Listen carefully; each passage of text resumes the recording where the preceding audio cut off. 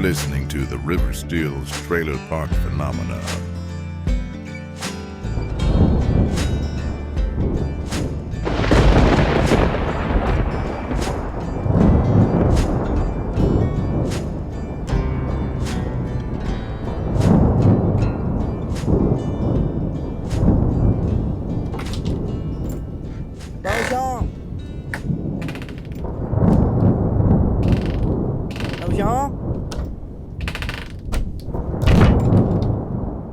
River Steele's, 2005.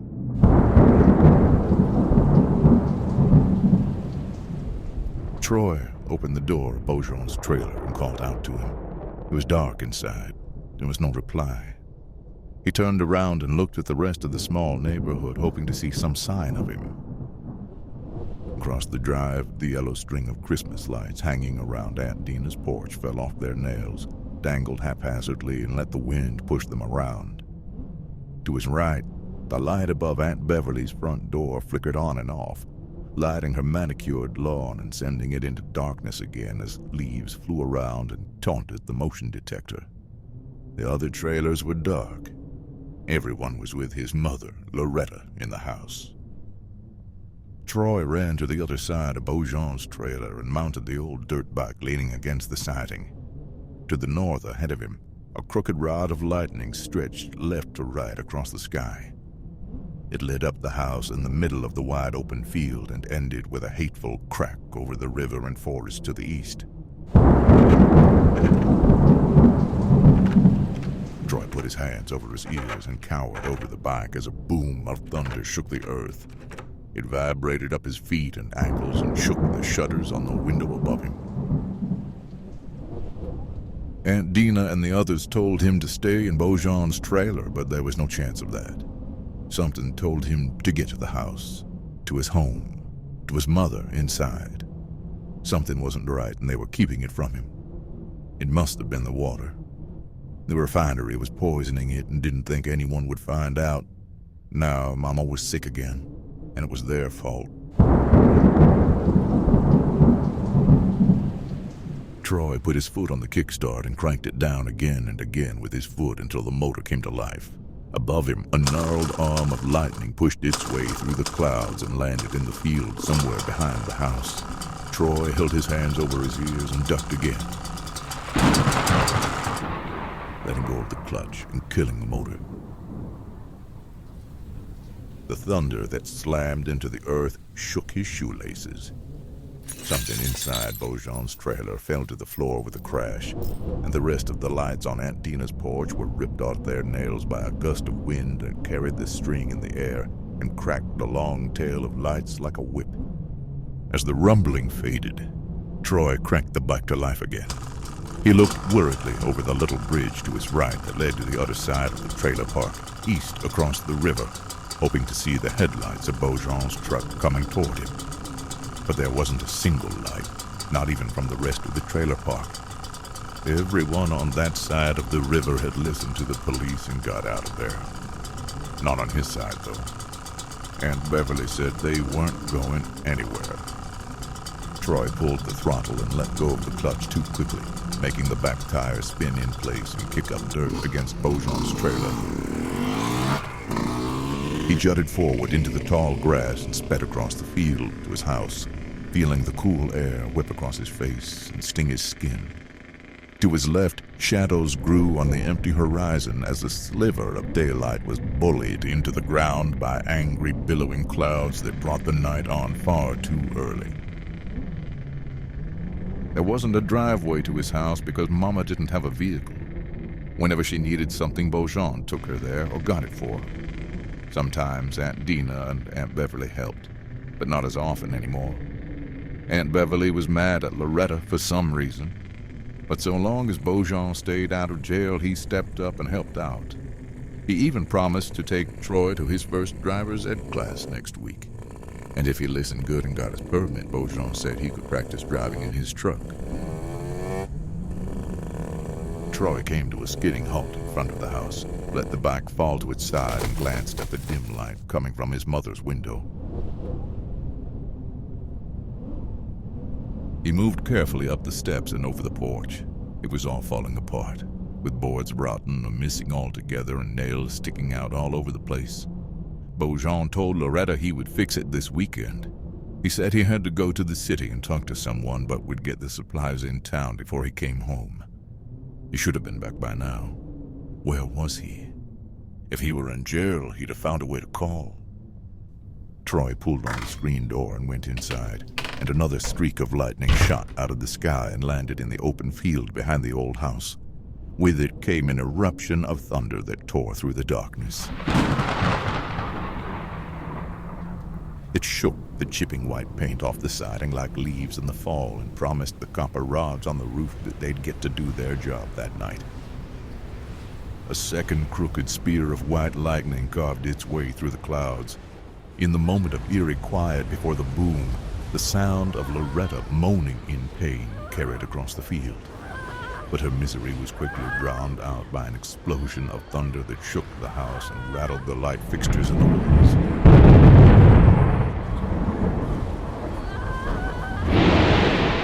Up the narrow set of steps, 3 people surrounded Loretta on her bed. The 4 others from the neighborhood watched from the doorway as she took a last weakened breath of air and passed away. Her sister, Deena, knelt next to her and squeezed her hand as a tear streamed down her face. She rested her head full of perfectly pinned blonde curls on Loretta's arm and patted it lovingly.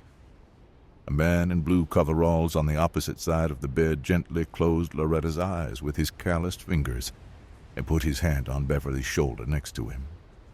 She nodded in response to his stoic sympathy and stared with disinterest at Deena and her show of emotion. Now was not the time for tears. Those in the doorway made the sign of the cross and stared at the floor, avoiding Beverly's eyes. Lightning lit the room up and a clap of thunder exploded through the air. When the noise settled, the sound of feet running quickly down the steps drew everyone's attention. Oh, no, it's Troy. I'll get him. He's a man. Let him go. He's 15, Sterling. He's still a boy. He's scared, the poor thing. Don't know what he saw.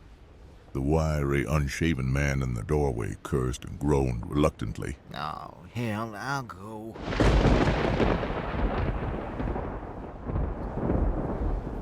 Another jolt of lightning hit the ground, dangerously close to the house. It banged and popped, startling Troy as he pushed the screen door open and ran across the broken porch to the steps. He tripped over his own feet and landed with a sliding thud in the grass, scraping the skin open on his palms and knees. Another blast of light filled the air, lighting the way to the safety of the tree line in the distance across the shallow bend in the river. He picked himself up, and his legs, weakened by grief and anger, did their best to run. The lightning abated momentarily, killing all the light and sending him into total darkness again. But he kept running. He needed to get away from the pain in his mother's voice. He needed to get away from her sudden death he couldn't comprehend. Behind him, the screen door of the old house slammed shut, and Troy let out a sob of grief. He fell to his hands and knees again, cutting his skin open even more. But he was too distraught to feel the pain. He picked himself up and ran again as fast as his wobbling legs would take him. Get back here, boy. Come on now. Get back here before the lightning gets you. Don't need you dying tonight, too. As Tiger Jack shouted, a rod of lightning whipped into the ground a yard in front of Troy.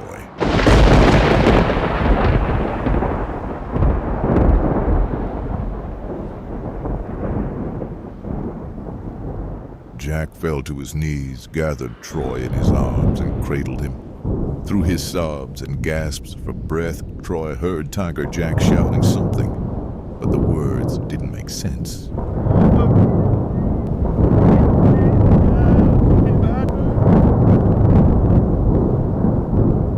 Behind the house, to the north, lightning cut through the sky, illuminating the refinery in the distance. Its many towers of every mismatched size, once glowing with orange bulb lights and narrow flames, were now ominous and empty.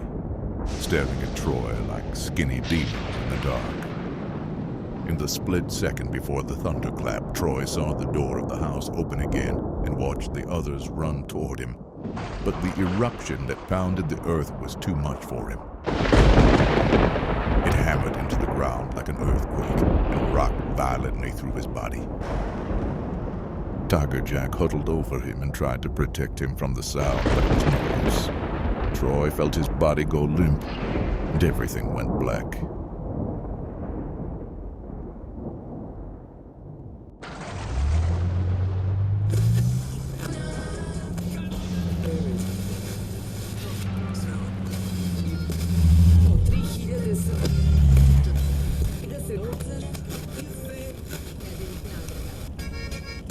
Thank you, Howard. And now to our top story. The United States Coast Guard recovered an abandoned yacht in the Gulf of Mexico owned by refinery billionaire Harlan Reese, with evidence left on board suggesting he fled the country. Reese is believed to be traveling with his top legal advisor and his long-standing head of security. The Coast Guard reportedly recovered the men's shoes, a broken cell phone, food containers, and a partially burned letter with detailed instructions on how to pilot the ship and coordinates indicating where to catch the next leg of their journey. In recent days, reports came to light that the Coldwater County refinery, owned by Harlan Reese, had been leaking harmful chemicals into a section of Missouri's river system, causing a swarm of lawsuits on the county, state, and federal levels that have pummeled the refinery as it struggles to cope with Harlan Reese's sudden departure. Residents living in River Stills, which is located south of the refinery, have largely evacuated the area, and anyone remaining has been encouraged to leave until environmental safety tests have been made. In college football news, Missouri's A.J. Thompson of Lexington ended the fourth quarter game against Auburn with a game-winning Hail Mary pass that brought Missouri back on top, sending them home in well-deserved high spirits with a 21-17... See, I don't get it. What? The shoes. Why leave the shoes? Probably had to take a swim to their next ride. Another boat. Submarine. My sister-in-law's Coast Guard. She said they catch these little rickety submarines all the time, trying to sneak cocaine in or sneak people out. No shit.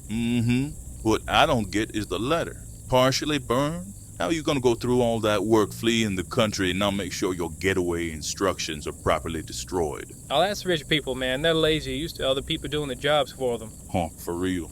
You hear about McKinley? Who? Damn, man, he's lucky Beaujean Reese can't aim. I thought Beaujean was supposed to be a good shot. Not anymore, apparently. Nah, McKinley's an asshole, probably instigated it. Yeah, it's crazy though, right? Harlan Reese is a billionaire. Beaujean Reese is a trailer trash jailbird. Some strange father-son dynamics there. Wait, are you saying Beaujean is the son of that billionaire who fled the country? Rumor has it. Damn, I thought my family was strange. Yeah, it's creepy out here, right? I hate River Stills. I'm half expecting some Chernobyl-like zombie to jump out from behind a tree. For real. This place was kind of charming before the refinery leak. Now it'll never be the same. Just don't touch the water. I don't want to shoot you, but if you turn into a zombie, I will. Krantz here, 1097, Deputy Beach, now checking it out. Hotel on the left, except a handful at the trailer park. Some are refusing to leave.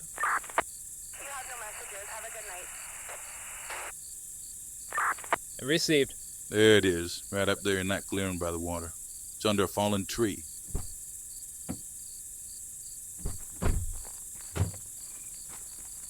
What are all these weird patterns on the ground?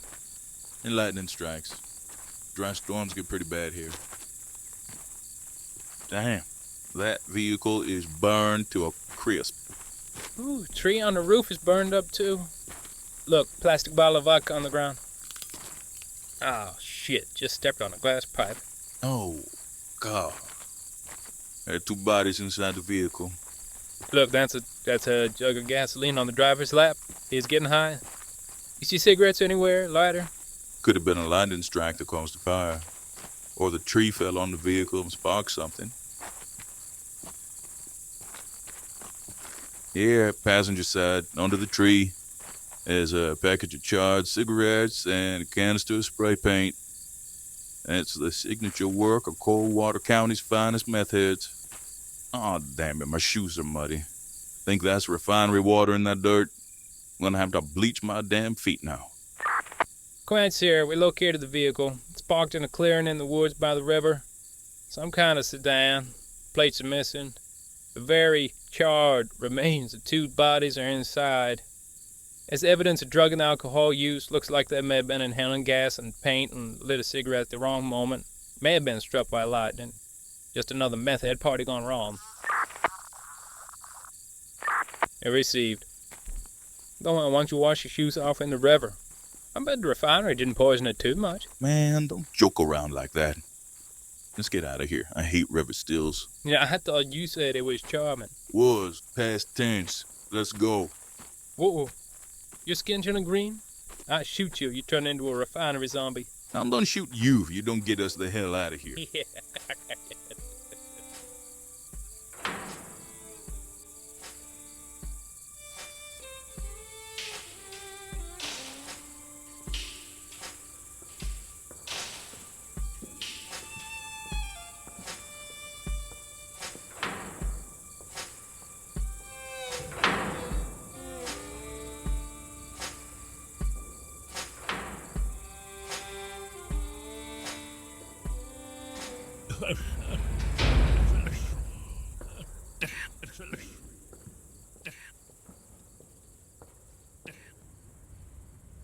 Knock, knock, you all right, old man? Ain't dead yet.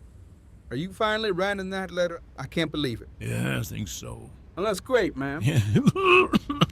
Need me to help you spell your name? Don't you have some other inmate to bully? Oh, yeah, but they aren't as vulnerable.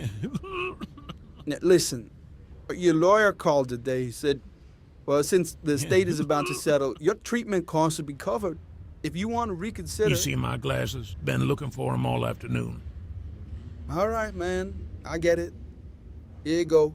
Bed under the bed. Well, thank you. Damn, I like my handwriting better without the glasses. Can you read that? Dear Samantha, my name is Beaujean Reese. I've been an inmate at Coldwater Prison since 2005. I'm a stubborn old man who won't take my doctor's advice. He don't say that. You think about calling him? I could get his number. No, he won't want to talk to me anyway. He needs someone to show him the light, and it ain't gonna be me. You think this Samantha lady can do it? Yeah, I pray she can. Oh, he's a dead man, and I spent all this time in jail for nothing. Okay, man. Lights out in 30. Night, Mikey.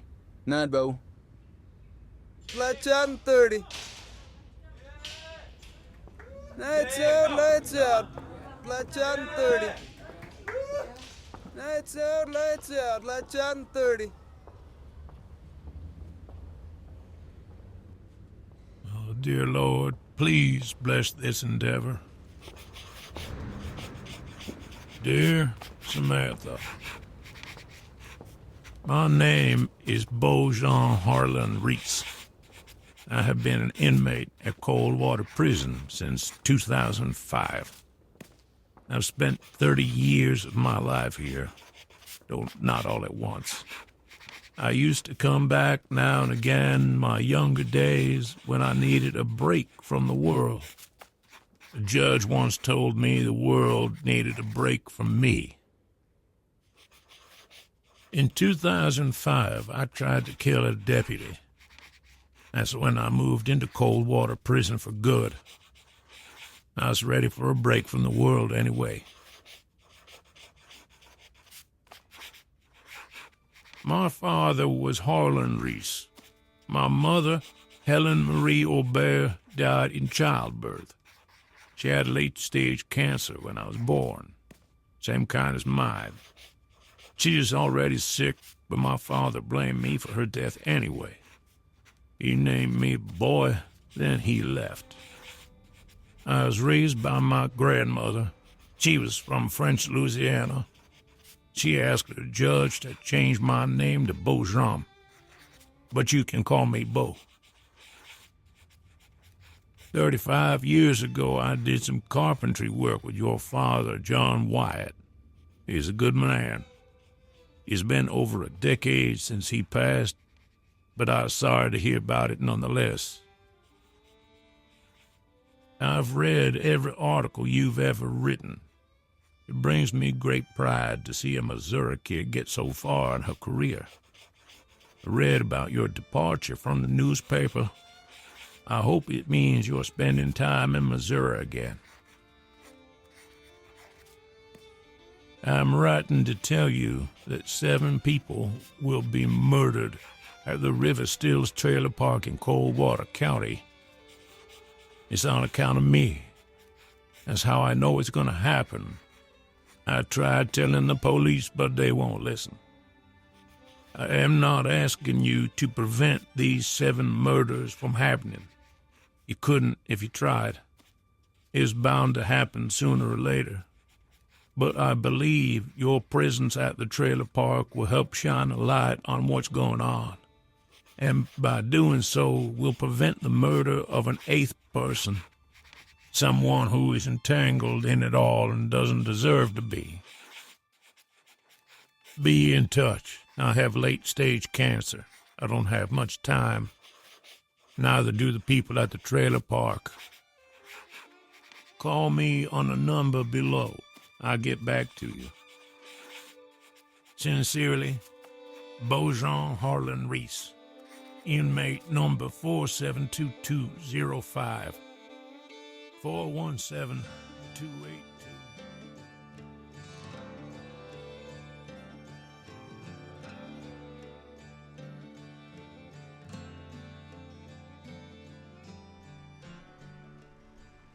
You have reached your destination, Heartland Homes in Fladgate, Missouri. Thank you, British Would you like a robot. summary of your trip from Chicago, Illinois to Fladgate, Missouri? Simply say yes or no. No. I will happily assist you with that. I said Your drive no. from Chicago, No, Illinois thank to you. Fladgate, Missouri took a total Stop. driving time of 8 hours and Stop 11 it. minutes.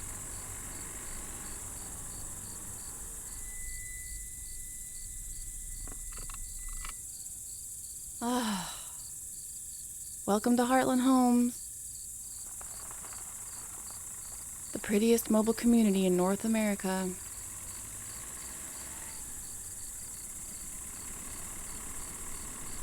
Hi, Mr. Johnson. Hi, Carl. Miss Debbie, still smoking those after-dinner cigarettes, I see. Smiling and waving, just smile and wave, Sam. Yes, it's me. Unemployed journalist coming through. Yes, hi, good to see you too. Everything's fine. My life is falling apart. Smiling and waving.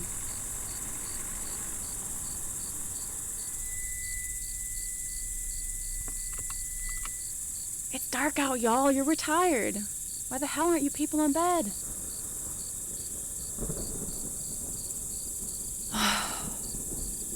What the hell am I doing here? Oh, and why did I bring this stupid phone? I need a cigarette. I really need a cigarette. Why the hell did I quit? Samantha Marie West, I'd yell at you for not telling me you were coming, but I had an intuition, and I knew you'd be here. I knew it. I knew it. Hey, Mama. Come here, little girl. Let me hold you. How you doing? You doing okay? Oh, you know, not good at all. That newspaper didn't deserve you. That newspaper was the best in Chicago. It was one of the best in the country. There's a blessing in this, honey. I don't know what, but there is. I got the intuition. Is that a gray hair? Well, I'm too young for my daughter to have gray hair. We're gonna fix that tomorrow. And what is with your accent? It's worse than last time. You sound all northern, all uppity. Oh, but that's okay, honey. I'm just glad you're home. They recognize you, you poor thing. Come on, I got dinner for you. I knew you were coming. I knew it. Did you finally fix the screen door? Well, not me. Roger comes over here sometimes and does a little work here and there. I didn't see what the big fuss was, though. I had it all fixed just fine. All fixed just fine with pink leopard duct tape. Baby, where's your stuff? What do you mean? This is my stuff. One bag? That's all you got? Well, I got the couch, too. Still in Chicago. Oh, the couch. Did you get to sit on it? Mm-mm. Hey, speaking of stuff, look at my new pink pocket knife. Ain't she beautiful? Honey, I have never seen you so skinny. Honestly, what would your father say? I was working a lot. I got some barbecue left over from dinner. Come on, sit down. I'll fix you a plate. Now that you're here, I don't have to mail this letter that came for you. Here you go. Thanks. Did you have company over? What do you mean?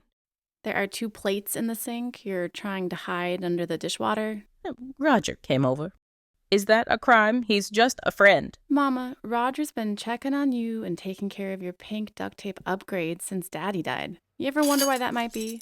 You keep prying, girl. See what it gets you. He's just a friend, like I said. And the flowers? You buy those for yourself? Honestly, girl. Quit talking and put some food in your mouth. Lord, the mouth on this child. I ought to be pushing your buttons. You're the one with the boyfriend in jail. What? Oh, don't you deny it. That letter is from someone in Coldwater Prison. Inmate number 472205. Sound familiar? Dear Samantha, my name is Beaujean Harlan Reese.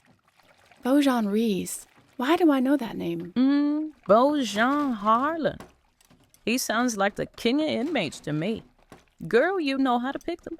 Mama, may I please read this letter without your commentary? All right. I was ready for a break from the world anyway. That's when I moved into Coldwater Prison for good. My father was Harlan Reese. Harlan Reese, Mama, do you know who this is? No, who is he? He's the son of that billionaire, the one responsible for all those people having to abandon River Stills. The refinery guy? I thought he was dead. Maybe. Beaujean is his son. He's the heir to the whole Reese estate. I mean, what's left of it by now if it's settled. I think it's been caught up in lawsuits all these years. Oh, I remember now. Harlan Reese is the one who fled the country. Tessa, you all right? Storm's coming and I forgot my tool belt. Hey, whose BMW convertible is that out there? Got Illinois plates. I need to tighten down the... Oh. What? Samantha? Is that you? Hi, Roger. Your mama knew you were coming, didn't you, Tessa? She got an intuition. Girl, you are skinny. Tessa, look how skinny this girl is. Wait till she opens her mouth. She sounds like a northerner. Oh, Lord, let me make the sign of the cross. And she just got a letter from Coldwater Prison. You got a boyfriend there? No, an inmate named Beaujean Reese wants my help with something. Beaujean Reese. Beaujean Reese. Why do I know that name? He is the son of that refinery guy. The refinery that poisoned the water in River Stills. His father was that rich guy who fled the country that was, 20 years ago? Sam, girl, you gotta get better taste than men. You gonna get that? No. So, what's Beaujean want? He wants to talk to me about River Stills. He thinks some people are going to be murdered. What now? Does anyone even live in River Stills anymore? Not as many as used to be there, but there are some folks. You gonna get in touch with him? I don't know. I just got here. I need to think about it. Who keeps calling you? Why don't you answer?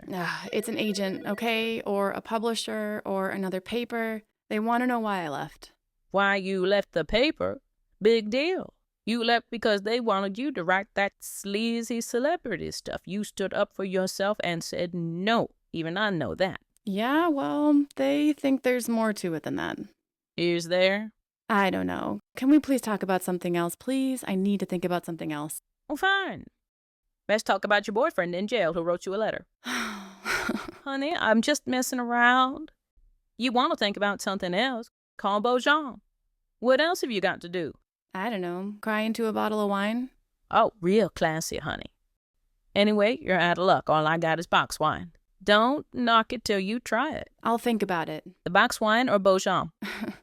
Both, Mama. I got a good feeling about this, baby. About Beaujean, I got an intuition. Yeah, you know, I thought I had the intuition one time, too. Turns out it was just gas. You knock it off.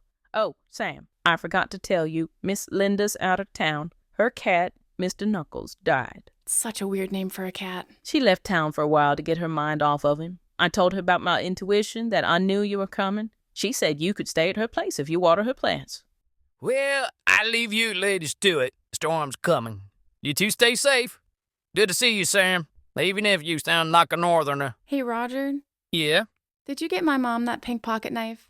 Yes. No. It's nice. Okay. Good night, y'all. Oh, Roger, you forgot your tool belt again. Oh, hang on, I'll be right back. Roger, your tool belt.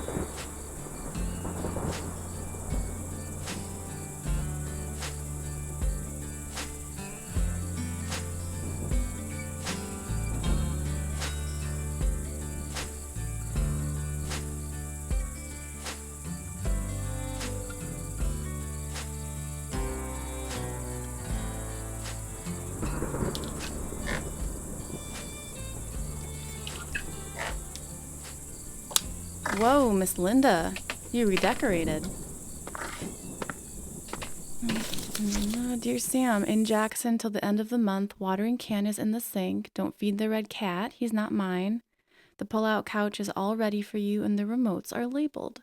One for the flat screen, one for the stereo and surround sound, one for the LED lights. The VR helmet is all charged up. Enjoy, sweetie, good to have you home. VR helmet? Surround sound? How do I turn that off? Okay, the label is on the bottom. Noted. Oh, there's a note taped to this one. Don't push the red button. Yeah, no shit. The subwoofer is set to max, keeps the wood rats out. Miss Linda, you are officially the coolest granny I know.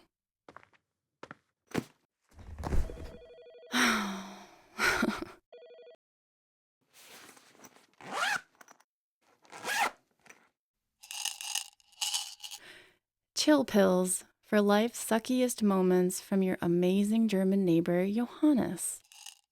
Huh, little chill pill. Pink on one side, white on the other. What are these made of anyway? Please be drugs. Ingredients, sugar. Oh, damn. Sam, can I come in?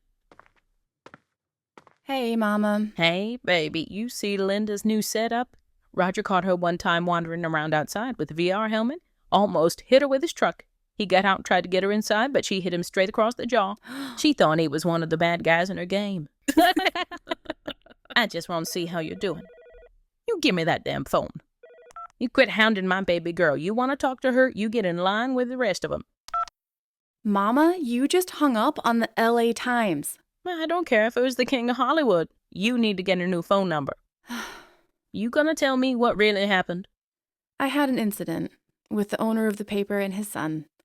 And the people I thought had my back didn't. And I didn't tell you because I don't know what I'm going to do yet. And I'm not ready to talk about it. Okay, I can respect that. Honey, I know you've been through hell. I know it feels like your life is falling apart.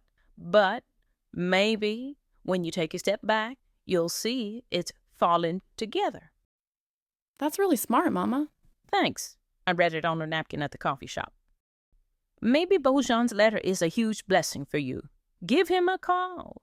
If it turns out to be a waste of time, at least it'll take your mind off of it. Damn it, Samantha ain't here. It's your fault she got a gray hair, you know. I'm too young to have a daughter with a gray hair. At least it'll take your mind off everything. I'm glad you're home. Get your head clear.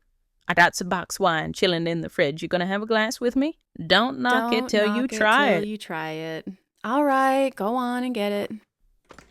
Don't you start that VR helmet up without me. Well, Beaujean, it's your lucky day. My life is falling apart and I'm available. Plus, my mama got an intuition and won't let me off the hook until I call you.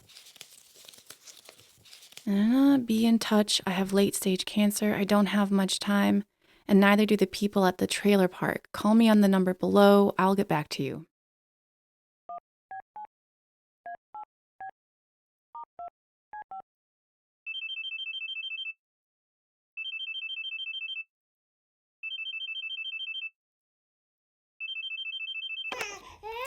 Hello? Hi, I was given this number to call. Who's this? Samantha West. Beaujean Reese sent me a letter. This was the number on the bottom.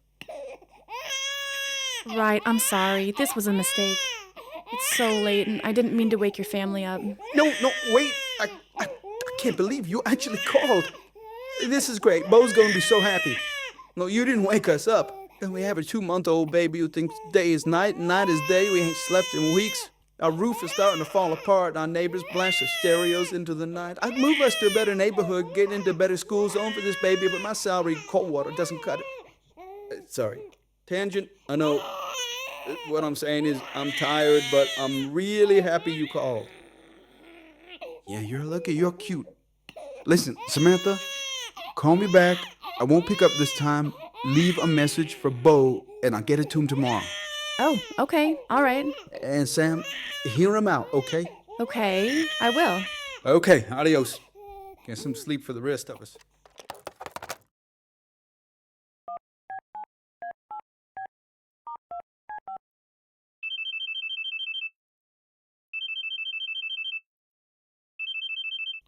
Yo, this is Mikey.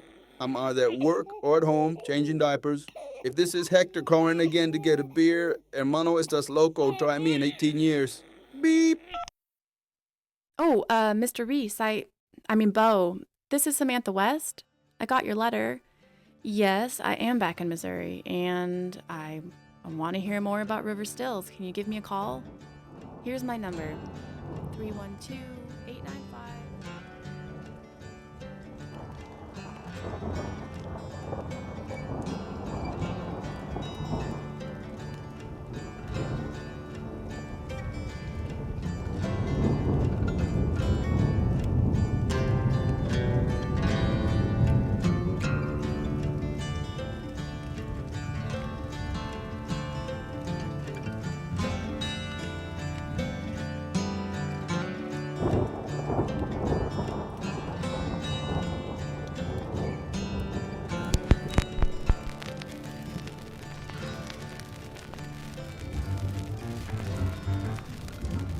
Damp storm. Oh, come here, princess. Can't get through a single season without lightning wreaking havoc on my life. I tell you, princess, when we get out of here, we're going someplace tropical.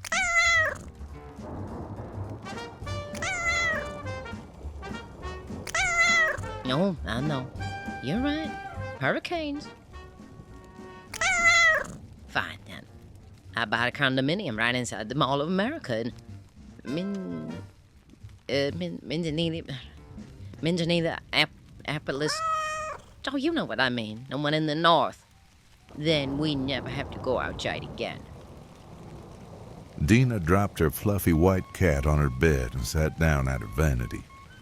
With the flick of a switch, bright yellow bulbs positioned around the mirror came to life, sending light into each of her wrinkles, hiding them, and showing herself a glimpse of what the rest of the world had the pleasure of gazing at when they met her, Miss Deena Sutter. Two of the lights flickered and died, casting eerie shadows across her face and highlighting her worst traits. Deena flinched at the sight of herself and patted her blonde curls.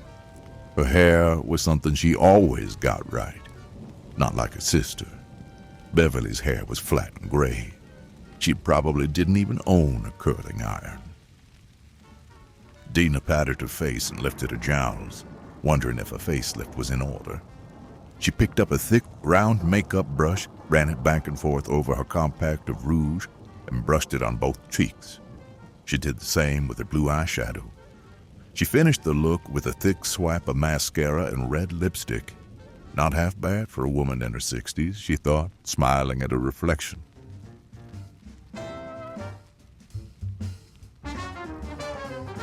She reached for her bottle of heart medication on the vanity ahead of her, shook a pill into her hand and placed it on her tongue. She swallowed it with 2 gulps of warm Chardonnay, smearing lipstick all over the glass and below her lips.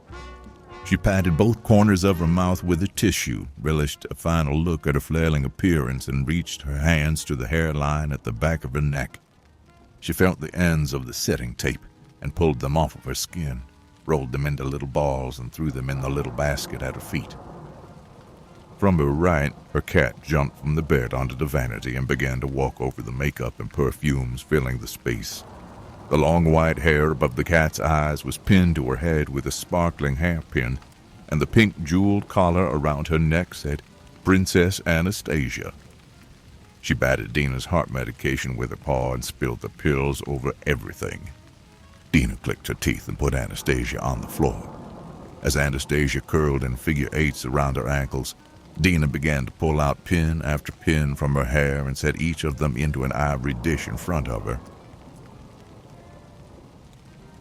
As she pulled the final pin above her right ear, she watched the perfect curls on her head shift in unison counterclockwise.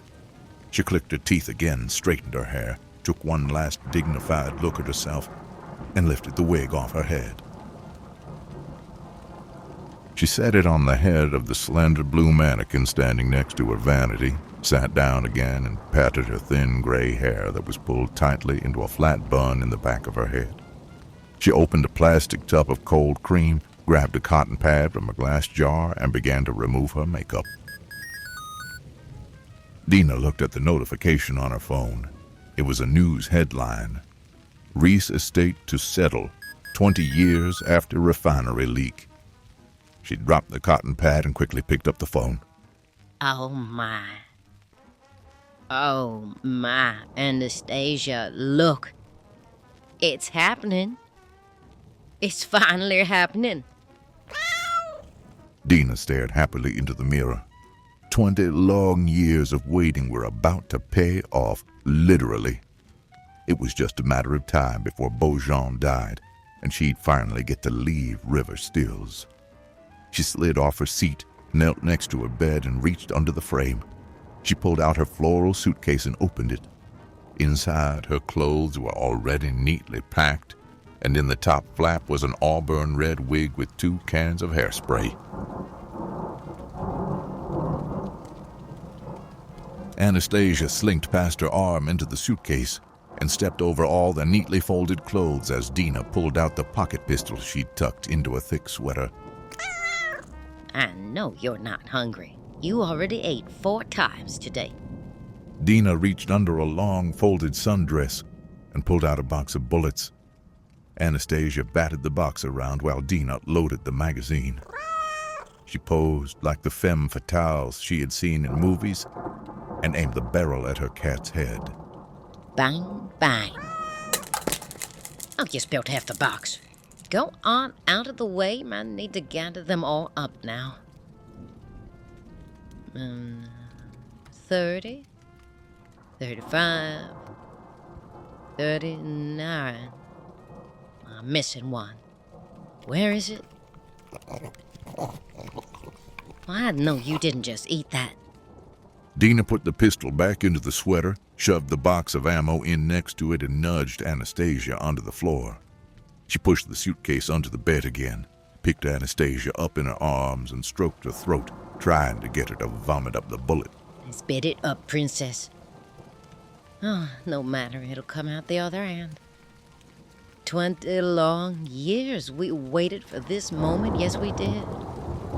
Beaujean's gonna die any day now.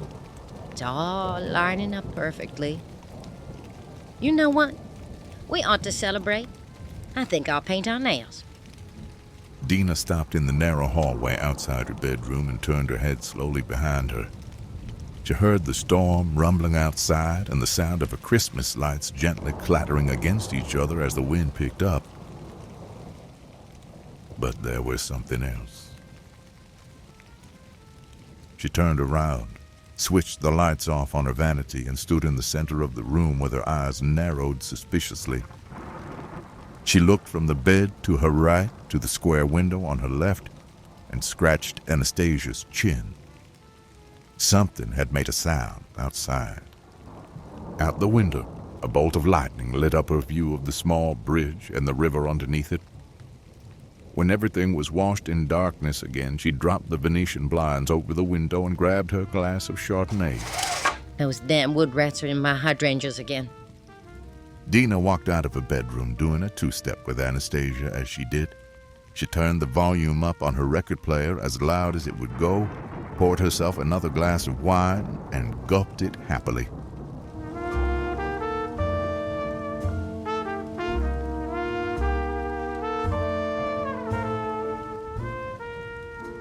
From the window in Deena's bedroom, a pair of eyes peeked through a broken slat in the blinds. They glanced warily at the bedroom door, then at Deena's bed. A second pair of eyes pushed the first out of the way and looked through the slat. A third pair joined in, and as the three pushed and shoved at each other to get a proper look at the suitcase under the bed, a bolt of lightning exploded above them.